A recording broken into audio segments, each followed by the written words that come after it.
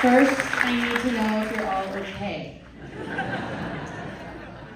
Because I know some of you may have cried. And I think it's okay to admit it. How many people remember a movie in 2017 called Beast? Do you remember where you were when you saw it? Because I did. And I will never forget watching this young woman captivate my full attention throughout every second she was on screen, and I thought I need to know who that is. Cut to 2025. Jessie Buckley has had 4 films play at Telluride in a very short period of time. We are so tiny that we show very few films every year, so for one performer to have screened that many films in Telluride is really, really something. She's not an old lady, and to get an award at this stage in her life she's so worthy, so meaningful. Jessie is a poet, a rock star, and the best translator of human emotion that I've ever seen. So please give a really, really beautiful Northern California welcome to Jessie Buckley.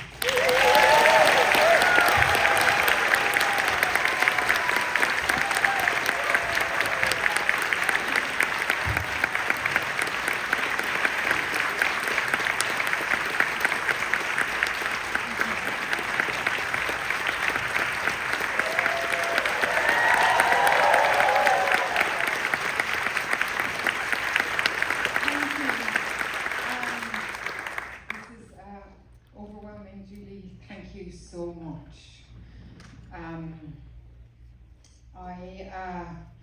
I wrote things down because I get too nervous saying these things, but thank you, Mark and Mill Hill Valley Film Festival, for having our beautiful film screen here and having me and my family come to San Francisco. I've never been to San Francisco, so this is gorgeous. One of the great privileges of my life has been to hold and be held by the extraordinary life force of women who I've met in my travels.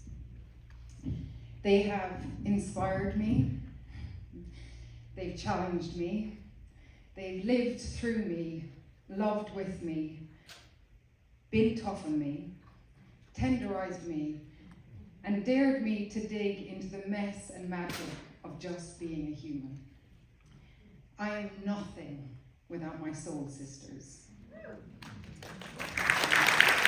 And Chloé Zhao, you are one of them.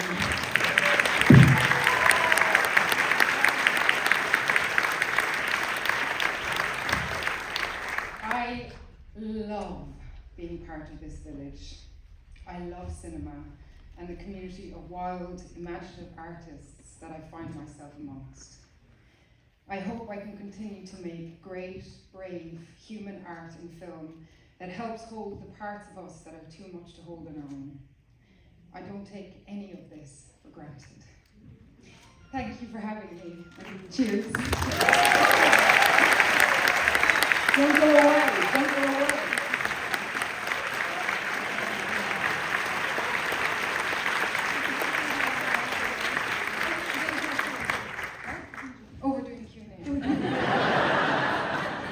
It's okay, right? Well, let's get Chloé Zhao to join us as well.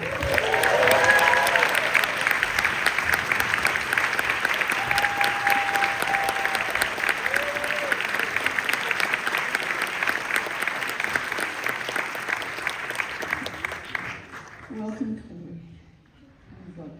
Just a reminder as well, do vote for films that you love here. The audience awards are really important, so make sure that you vote, is all I'm saying. Oh, here. Do you want to? Yes, designed by a Mill Valley artist. So tasteful.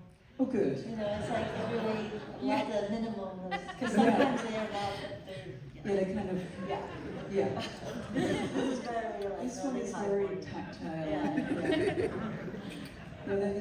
They're all cast independently and numbered. Yeah.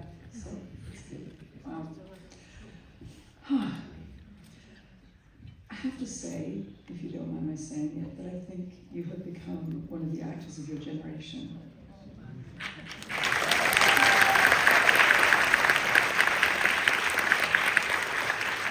It's beautiful. I mean, when I saw this film for the first time, the thing that really struck me was that it's a testament to the actor-director relationship.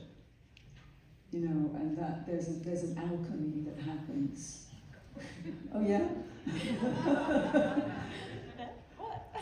Do you have a microphone? Okay, good. Just checking.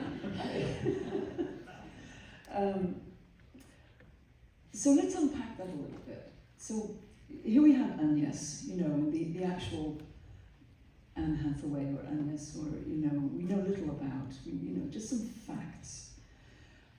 But in the process of creating this initially novel and now your film,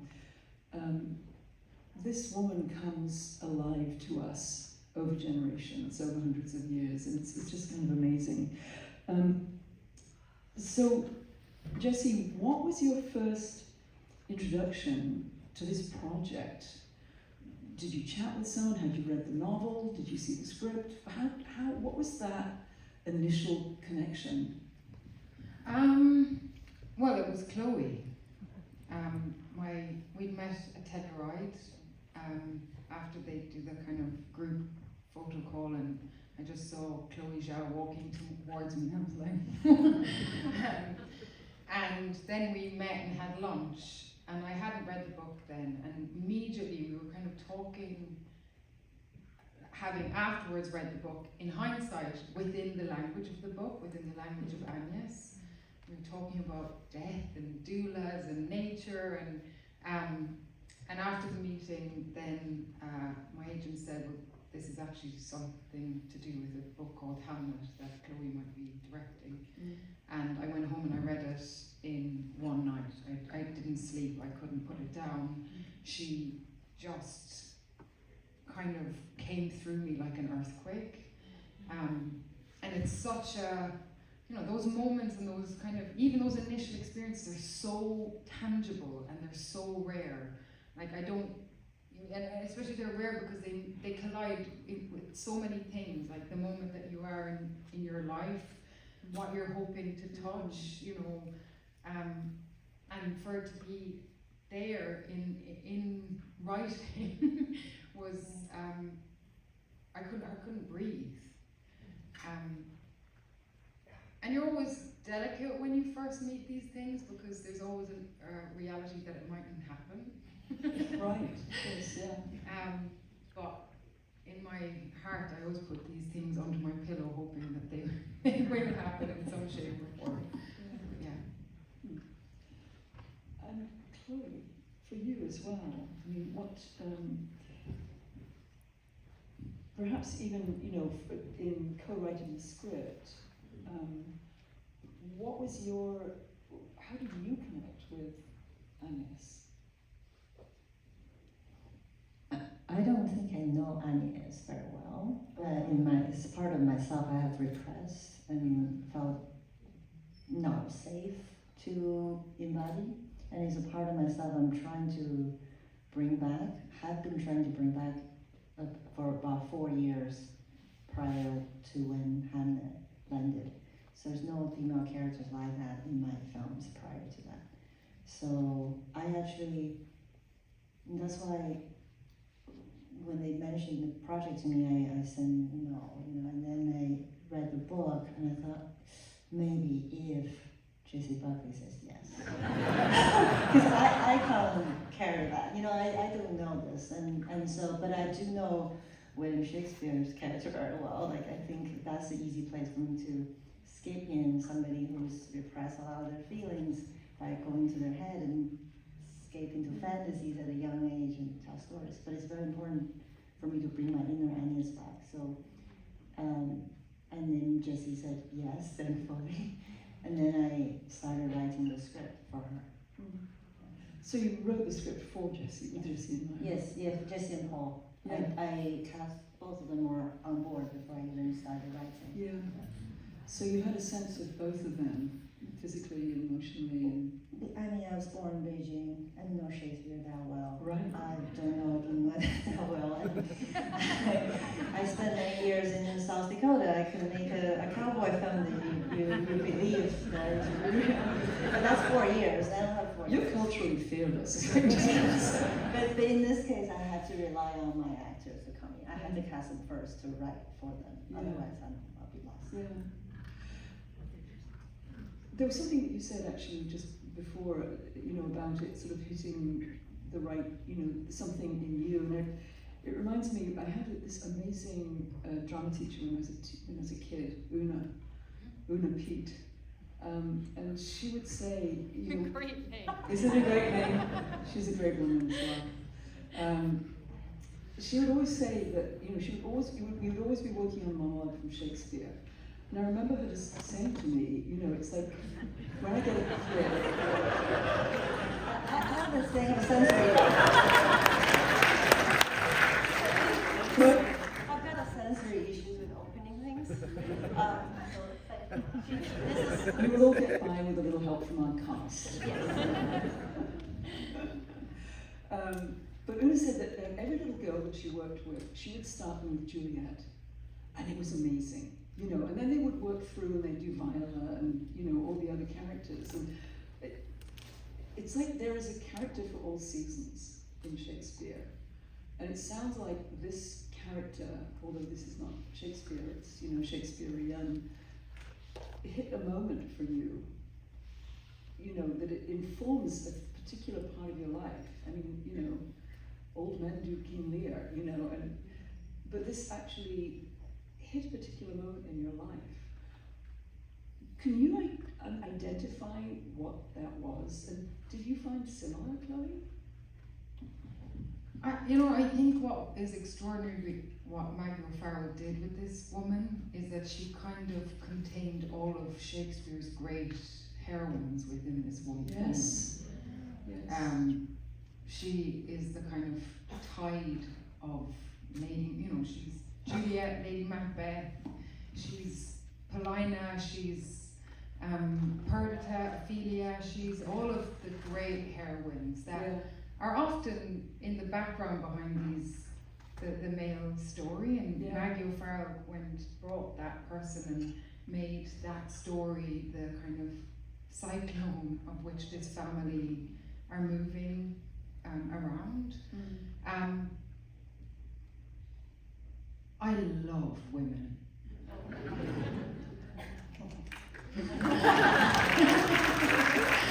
There's only one woman brave enough to clap for her. No, I love women, and I'm fiercely curious about them. And I have had the great privilege in my life to work with extraordinary directors who are women, who are unafraid and uncompromising to bring the bits of woman that have been repressed or, clipped, which are deemed monstrous, which are too much to the surface. And it's been so interesting to work with, when I say women, I mean the characters that I've played, to kind of touch the edges of what those bits that have been pushed down might be. Like Marieke, Women Talking, is a hard armadillo of a woman, but I know that woman. She's not easy to live through or with, but I needed, in order to incubate the bit that was hard, I had to know it more. And I think the last few years I've been just curious about the bits that have been pushed down or unpalatable. The unpalatableness of what it is to be a woman, I've been hungry to tenderize and know and incubate and metabolize in myself. And I think Agnes contained all of that journey to this point in my life and was able to birth something new within myself, but also within, I think, in the story, she, and she goes on that journey too. So I think all of that. Yeah, just sort of thinking about you know, a couple of your other, with Lost Daughter, you worked with Maggie Gyllenhaal, and then with Women Talking, Sarah Polley. I mean, that's a really rare trajectory for an actor, you know, to go from Maggie to Sarah to you. It's kind of wonderful, thank you.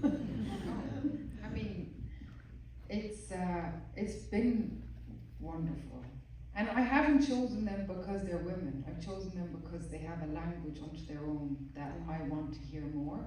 And I've always wanted to hear it since I was a young girl, because I didn't see it and I didn't feel it, but I felt it inside and I felt hungry for it. So when you get scripts and women like that who are trying to push that language into a culture, is a gift. Yeah.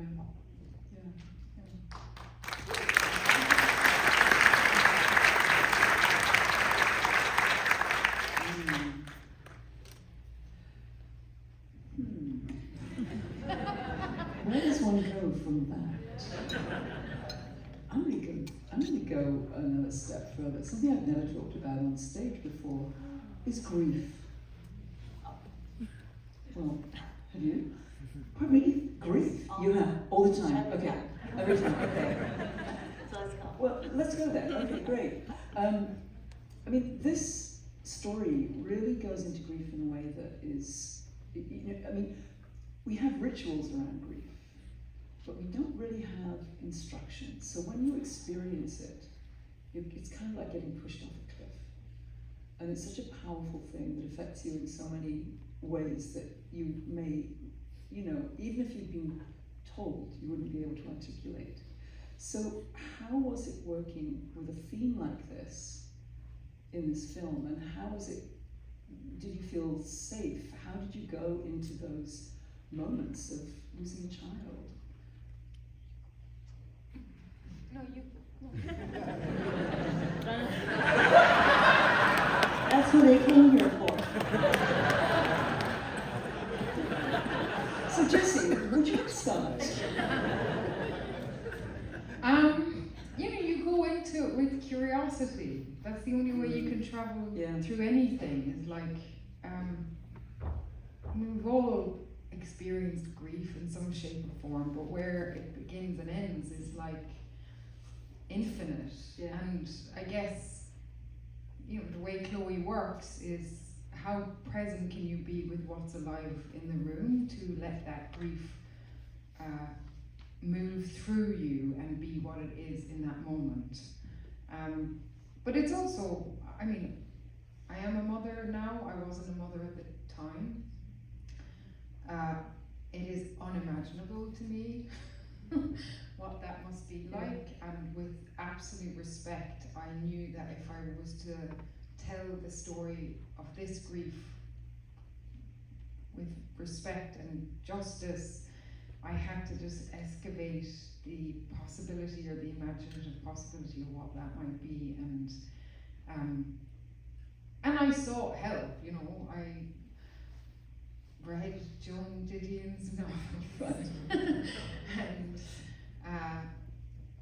used too, like music or my own dreams, things that I was probably mourning that were coming into my unconscious as I was working, and in an abstract way using that as a means to sow the seeds of the lives we were living while we were filming. But you can't describe it, grief, and it's all personal, and that's what's, grief has its own journey for every single person, and that's what this film also exposes, is Will has a completely different ability or skill set to express his grief than I do, and similarly with all the children. So, now you have to say.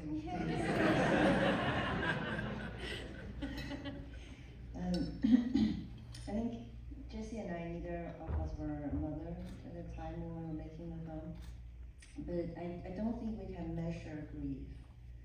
It's very personalized, and it is not just you.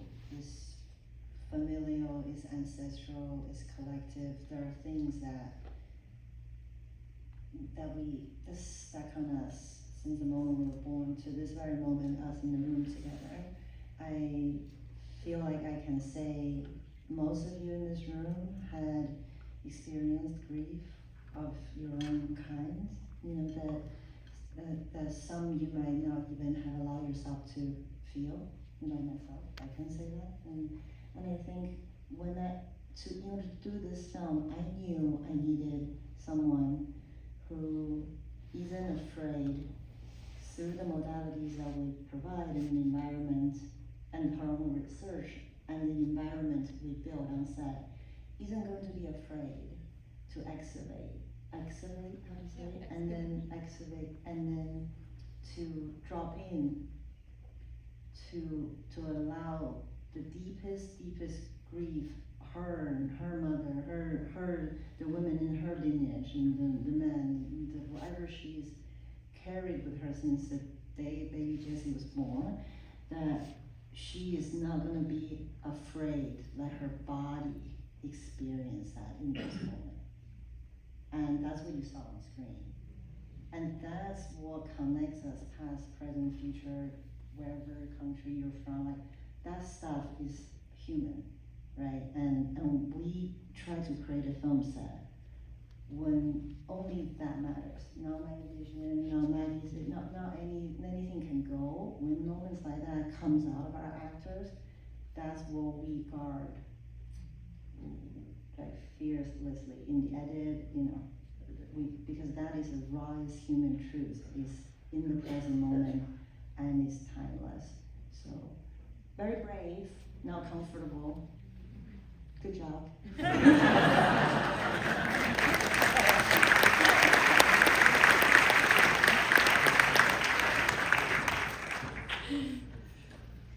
Completely different tack. What was your first day on set, and what kind of set were you on? Oh, our first day on set was the opening shot of the film. Was right. being was in the no. It was a hot day, but Oh yeah, God, no, sorry. it was a mess. Speak up. It was a mess. It was a little messy.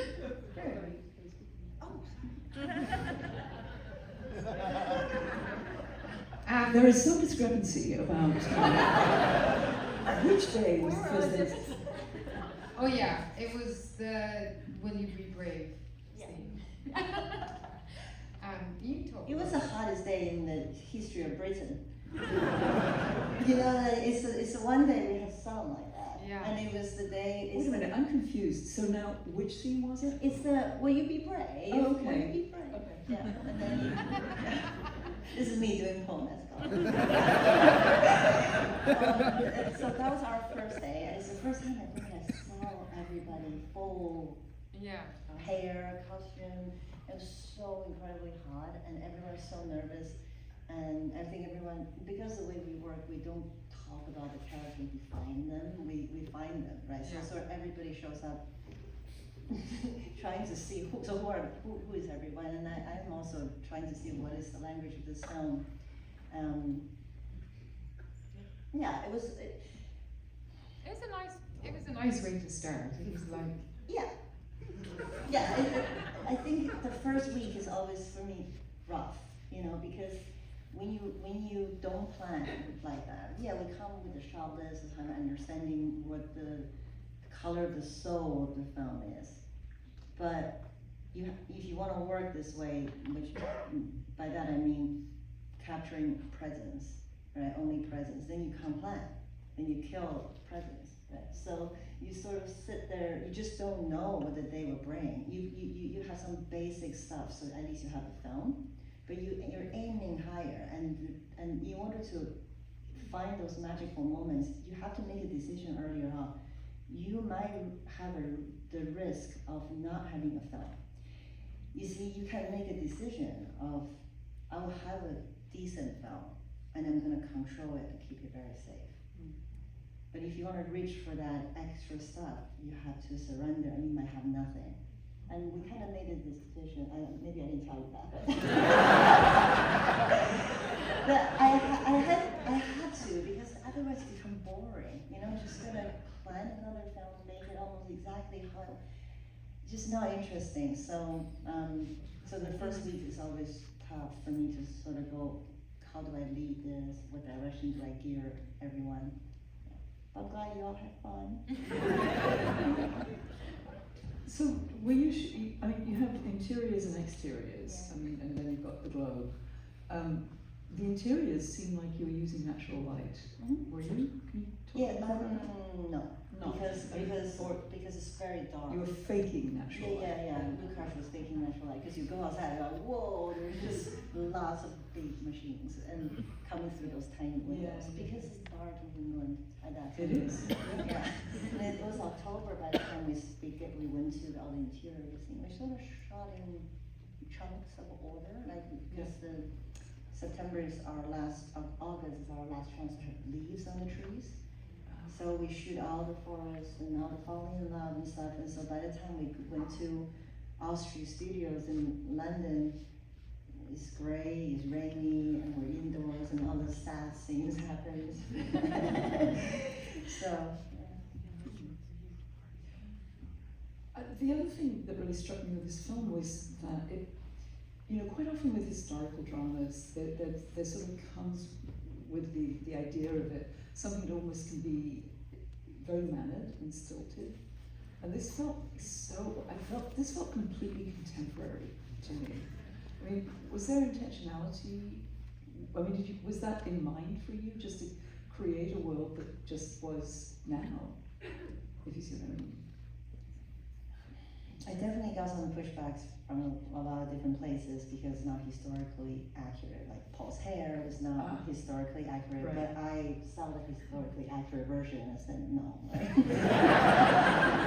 just want Shakespeare to look sexy. It's something very to me. That's that vision. So we kept his hair the way it is. Anya's not wearing something covering her hair in certain places. We made some language, I'm sure you can tell, is not historically accurate. Even the phrase "keep your heart open" is not historically accurate because open heart surgery hasn't been invented. So the idea of like being open heart, that concept didn't exist at that time. But that doesn't, we believe this is a darker fairy tale, like the allegorical storytelling. So as long as the world is consistent within the film, I think you won't be offended too much. Yes, indeed. Well, I think we're about at the end of our time. So I want to thank you both so much for being here, for making this film. And I wish you a great journey over the next months.